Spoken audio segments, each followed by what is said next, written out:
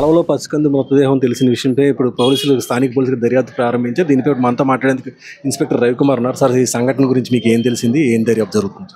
ఈరోజు ఉదయం సుమారు 8:30 గంటల ప్రాంతంలో మా కంచరపాలెం మహిళా పోలీసు అమ్మాయి ఫోన్ చేసి ఇలాగ కంచరపాలెం తాడిచెట్లపాలెం దగ్గర ఉన్న సంజీవయ్య కాలనీ కాలువలో ఒక శిశువు వేరు చేసి కాలువలో పడుందని సమాచారం ఇవ్వడం జరిగింది. వెంటనే నేను మా సిపి సార్కి, డిసిపి మేడంకి, ఏసీపీ గారికి సమాచారాన్ని అందించి నేను నా బృందంతో కూడా ఇక్కడికి వచ్చి చూస్తే కాళ్ళు వేరేగా చేసి, చేతులు వేరేగా చేయబడి, మొండెం భాగం కూడా వెనక భాగం కూడా బాడీ పార్ట్స్ కూడా పక్కన పడేసి కాలువలో ఉన్నాయి. కాలువ నీరు చిన్నగా పారుతుంది. మాకు ఇంకా లభ్యం కాలేదు, దానికోసం వెతుకుతున్నాం.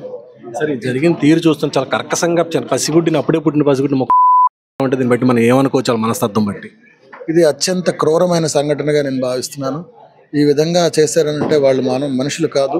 సో అలాంటి వారిని ఎవరైనా సరే ఖచ్చితంగా గుర్తించి వారిని పట్టుకొని చట్ట ప్రకారం వాళ్ళకి కఠినమైన శిక్ష పడే విధంగా నా ప్రయత్నం నేను 100% చేస్తాను.